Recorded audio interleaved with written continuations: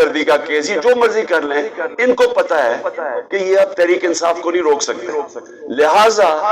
کوشش یہ ہے کہ کسی طرح عمران خان کو راستے سے ہٹایا جائے۔ اور یہ جو واردات کی گئی تھی یہ ان 3 لوگوں نے کی تھی، یہ 3 لوگ اس کے اندر شامل تھے، اور میں نے تینوں کے نام دے چکا ہوں، جس میں شہباز شریف، یہ جو ہے رانا ثناء اللہ، دونوں ماڈل ٹاؤن کے اندر دونوں نے دن دہاڑے لوگوں کو قتل کروایا تھا، ابھی تک کیس پڑا ہوا ہے۔ اور اگر کاش کہ اس کیس کا اگر فیصلہ ہو جاتا تو یہ ان کی جرت نہ ہوتی آگے یہ کرنے کی۔ اور مجھے یہ بھی شک ہے کہ وہ جو 4 گواہ رمضان شوگر مل میں، یہ جو ایف آئی اے کے کیس میں 16 ارب کے کیس میں جو وہ گئے اور جو ڈاکٹر رضوان گیا، اس کے اوپر بھی تفتیش ہونی چاہیے کہ کیسے ان کی آتے ساتھ ہی یہ سارے ان کا کیس ہی ختم ہو گیا، کیونکہ سارے گواہی ختم ہو گئے اور وہ انویسٹیگیٹر بھی مر گیا۔ تو ان کی ہسٹری ہے، انہوں نے یہ جو میرے اوپر واردات کی یہ ہسٹری ہے۔ اور یہ جو فیصل تھا یہ بالکل ان کے ساتھ ملا ہوا تھا، اور میں انشاءاللہ یہ چیف جسٹس سے ڈیمانڈ کرتا ہوں کہ جب بھی آپ انویسٹیگیٹ کریں گے، کیونکہ انویسٹیگیشن تو اب صرف چیف جسٹس کے نیچے ہو سکتی ہے، یہ ثابت ہوگا کہ یہ تینوں نے مل کے یہ پلان کیا تھا میرے اوپر، اور صرف اس لیے کہ کسی طرح یہ عمران خان راستے میں کھڑا ہے، این آر او یہ نہیں دیتا، یہ ہماری کرپشن کے اوپر پیچھے نہیں ہٹے گا، تو اس لیے اس کو راستے سے ہٹایا جائے۔ تو قوم کو آج میں یہ کہنا چاہتا ہوں کہ یہ ہے فیصلہ کل مرحلہ اس قوم کا۔ یہ جو ہماری مارچ ہے، یہ جو وقت ہے پاکستان میں، انگریزی میں اس کو ڈیفائننگ مومنٹ کہتے ہیں۔ ہماری تاریخ کے اندر یہ وہ وقت آ گیا کہ ہم اپنے ملک کا راستہ بدل سکتے ہیں۔ اگر قوم جب کھڑی ہو جاتی ہے، جب قوم فیصلہ کر لیتی ہے کہ ہم نا انصافی نہیں برداشت کریں گے، ہم ظلم نہیں برداشت کریں گے، وہ قوم اپنے آپ کو آزاد کر دیتی ہے۔ اور اللہ نے اس کو جہاد کہا ہوا ہے کہ ظلم اور نا انصافی کے اوپر اس کا حکم ہے ہمیں کہ آپ کھڑے ہوں اس کے خلاف۔ اس ظالم اور ظلم خوف کے بت کے سامنے نہ جھکو، کھڑا ہو اس کے سامنے، اور تب اللہ قوموں کو آزاد کرتا ہے۔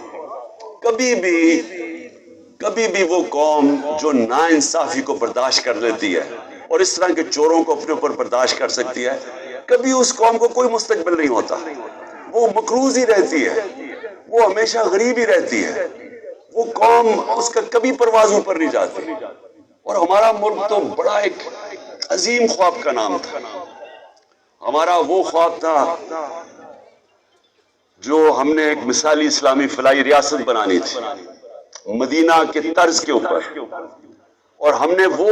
اصولوں پہ کھڑا کرنا تھا جس کا سب سے بڑا اصول عدل اور انصاف تھا، اور ہم اسی اصول سے بہت دور چلے گئے ہیں،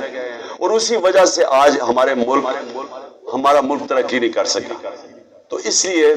یہ جو مارچ ہے حقیقی آزادی کی مارچ، یہ دراصل ہم اپنے آپ کو انصاف کے ذریعے آزاد کرنا چاہتے ہیں۔ یہ جو طاقتور ہے جو قانون کے اوپر چلا جاتا ہے، وہ سمجھتا ہے کہ اس کے نیچے قانون ہی نہیں ہے۔ میں پاکستان کا ex prime minister F I R نہیں درج کروا سکا کیونکہ وہ طاقتور ہے۔ تو اگر ملک کا ایکس پرائم منسٹر سب سے بڑی پارٹی کا سربراہ قاتلانہ حملہ اس کے اوپر ہوتا ہے، اگر وہ ایف آئی آر نہیں درج کروا سکتا، تو اس عوام ساری عوام سے میں پوچھتا ہوں آپ کے ہاتھ میں کیا ہے؟ اس کا مطلب کہ جب عوام طاقتور کے سامنے آئے گی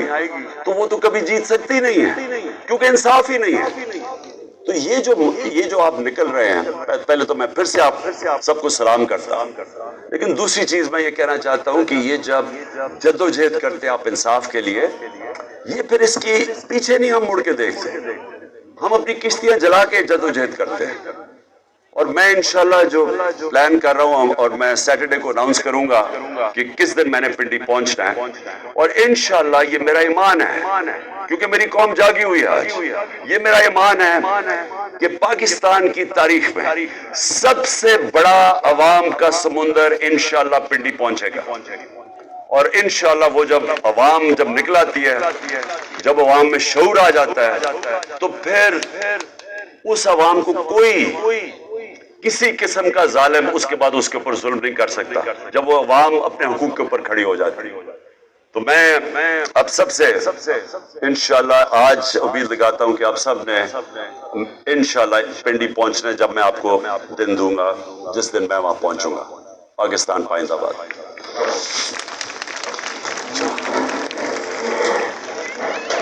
وہ جو آپ کہیں گے ہم کر